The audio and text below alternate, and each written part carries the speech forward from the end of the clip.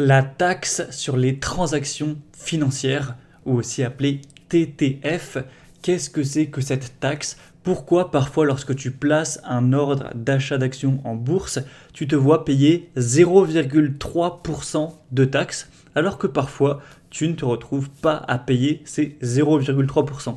Tu vas tout comprendre aujourd'hui dans cette vidéo.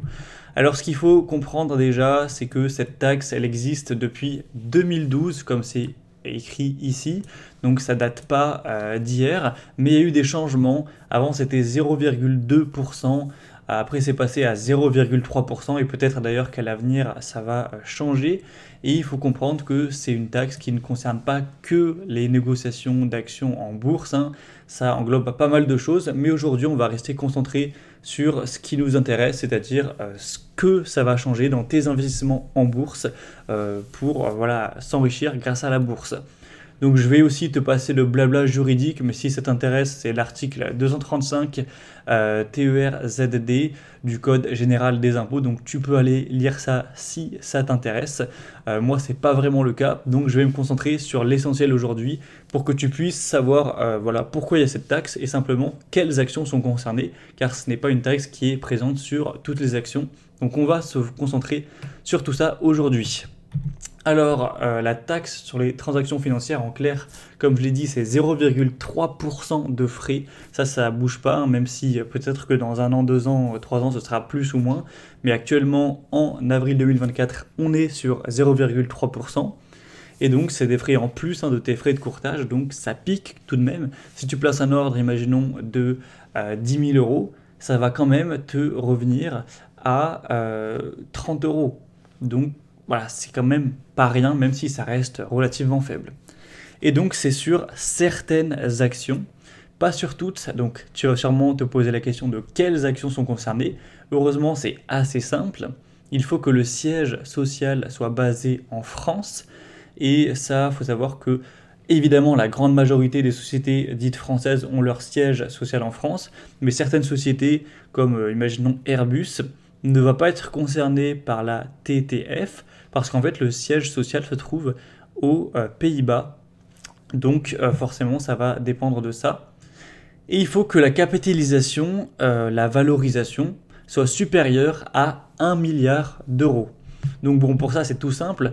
Il faut déjà que tu comprennes que la majorité des sociétés françaises ont leur siège social basé en France, même si par exemple c'est pas le cas d'Airbus et c'est pas le cas de quelques autres sociétés françaises, mais bon, c'est vraiment une petite minorité.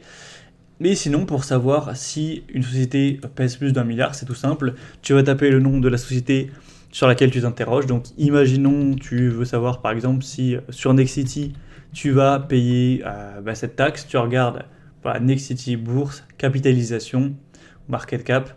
Tu vois que ça fait 500 millions, c'est inférieur à 1 milliard. Et bien dans ce cas-là, il n'y a pas cette taxe qui s'applique. C'est uniquement si la capitalisation est égale ou supérieure à 1 milliard. Donc ça représente, à l'heure où j'enregistre la vidéo, plus d'une centaine de sociétés. Je vais t'afficher très rapidement toutes les sociétés. Voilà, actuellement il y en a 121, au moins c'est précis. Donc tu vois d'ailleurs que dans les A, on a Air Liquide, on a Air France, mais on n'a pas Airbus, comme je l'ai expliqué juste avant. Et donc voilà, hein, je peux te les faire défiler, mais forcément il y en a quand même pas mal, des sociétés qui pèsent plus de 1 milliard en France. Et du coup, sur chacune de ces sociétés, si tu achètes des actions, tu vas payer tout simplement 0,3% de taxe. Par contre, c'est uniquement à l'achat. Si tu vends une société, tu ne vas pas repayer 0,3%, sinon ce serait quand même un peu abusé, hein, ça ferait 0,6%, ça commencerait à être assez élevé. Et en gros, ça bouge car forcément, d'une année sur l'autre, il y a des sociétés qui vont peser moins de 1 milliard, d'autres qui vont se mettre à peser plus d'1 milliard. Donc voilà, ça c'est un panier qui bouge au fil du temps, mais au moins tu pourras savoir quels critères définissent le fait que tu payes ou non cette taxe. Par exemple, là, je vais t'afficher sur mon compte Fortuneo, bon, c'est là où j'ai mon PEA, que j'ai acheté aujourd'hui pour environ 3 000 euros d'actions M6 ou Métropole Télévision.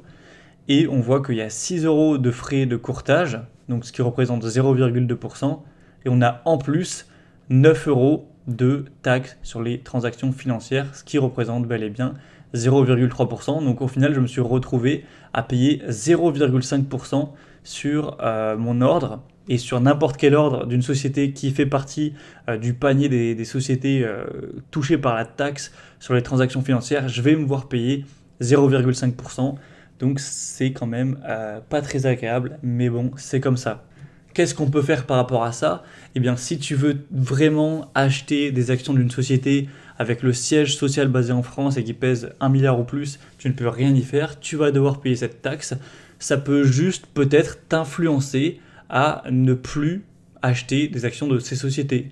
Alors forcément, si toi c'est ce que tu veux faire, que c'est ta stratégie, tu vas pas t'empêcher d'acheter pour 0,3%, mais si jamais tu hésitais entre une stratégie large cap française ou imaginons small cap française, il faut savoir, comme j'ai dit, que les small caps, par exemple, qui vont peser 50 millions, 100 millions, 200 millions, 500 millions, ne sont pas touchés par cette taxe.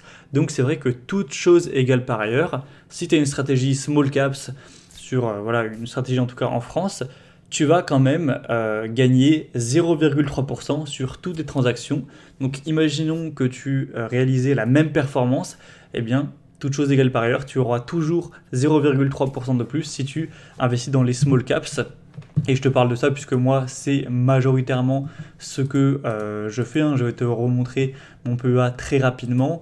Tu verras qu'on a juste Veralia et Métropole TV, donc ce qui est M6, qui pèsent plus d'1 milliard et qui ont leur siège social en France, donc sur lesquels je paye malheureusement cette taxe, et c'est pas très agréable à chaque fois, mais sinon toutes les autres, donc OB, Katana Group, Nexity, et sur mon PEA PME forcément Moulinvest, Pujula, c'est des sociétés sur lesquelles je ne paye pas du tout cette taxe, j'ai juste mes frais de courtage, donc c'est quand même un petit avantage à noter au niveau des small caps en France. Donc c'est toujours bon à savoir quand c'est ta stratégie, ou également tout simplement pour les sociétés étrangères, car là, il n'y aura pas de taxe sur les transactions financières, en tout cas pas celle-ci, puisque ça concerne uniquement les sociétés qui ont un siège social basé en France. Donc voilà, si tu hésitais, que tu avais vraiment du 50-50 entre une stratégie large cap française ou small cap française, ou alors large cap française et large cap américaine, imaginons, eh bien, sache que tu auras toujours 0,3% de moins, toute chose égale par ailleurs, sur forcément la stratégie large cap française. Et c'est quand même un petit peu dommage, mais bon, c'est comme ça.